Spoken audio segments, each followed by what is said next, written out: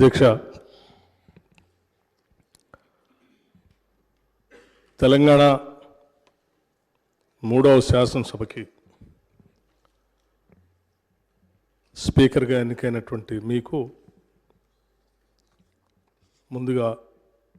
హృదయపూర్వకమైనటువంటి అభినందనలు తెలియజేస్తా ఉన్నాం. ప్రజాస్వామ్య స్ఫూర్తిని పూర్తిగా కాపాడాలనేటువంటి ఆలోచనతో సభలో ఉన్నటువంటి అన్ని రాజకీయ పార్టీలకు సంబంధించినటువంటి ఫ్లోర్ లీడర్స్ అందరూ కూడా మీ ఎన్నికని ఏకగ్రీవంగా చేసినందుకు ఈ ప్రజాస్వామ్య అత్యున్నతమైనటువంటి దేవాలయంగా భావించేటువంటి శాసనసభకి మీ ఎన్నిక తప్పనిసరిగా వన్నె తెచ్చిందని నేను భావిస్తూ ఉన్నాను.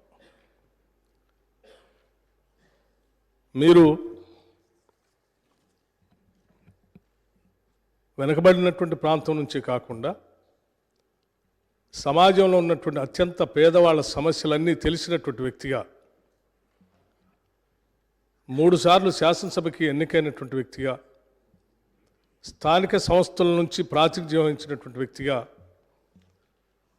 మీ శాసనసభ స్థానం తప్పనిసరిగా ఈ సభలో ప్రజల సమస్యలపైన లోతుగా చర్చించడానికి పెద్ద ఎత్తున ఉపయోగపడుతుందని మేమందరం భావిస్తున్నాం, ఆశిస్తున్నాం కూడా. మీరు గతంలో షెడ్యూల్ కాస్ట్ వెల్ఫేర్ కమిటీ సభ్యులుగా ఉండి ఆ తర్వాత చైర్మన్గా కూడా ఉండి ఆ సమస్యలపైన చైర్మన్గా మీరు చూపించినటువంటి చొరవ కూడా ఈ సమాజంలో ఉన్నటువంటి షెడ్యూల్ కాస్ట్ సమాజానికి పెద్ద ఎత్తున ఉపయోగపడిందని చెప్పడంలో కూడా నాకు ఎటువంటి సందేహం లేదు అధ్యక్ష. అలాగే మీరు గతంలో హ్యాండ్లూమ్ మంత్రిగా పనిచేసినప్పుడు చేనేత కార్మికుల యొక్క బాధల్ని అర్థం చేసుకొని వాళ్ళకు ఉన్నటువంటి లోన్లని మీరు ప్రత్యేక చొరవ తీసుకొని మాఫీ చేయించడం కోసం మీరు చేసినటువంటి ప్రయత్నం కూడా ఈ సమాజంలో ఇబ్బందుల్లో ఉన్నటువంటి ప్రజలపైన మీకున్నటువంటి మనసుకి స్పష్టంగా అర్థం పడుతూ ఉంది. మీలాంటి వ్యక్తులు ఈ శాసనసభ స్థానానికి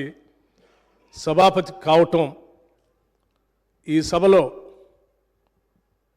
రాష్ట్రంలో ఉన్నటువంటి ప్రజల ఇబ్బందులపైన ప్రజల యొక్క సమస్యలపైన లోతుగా చర్చించడానికి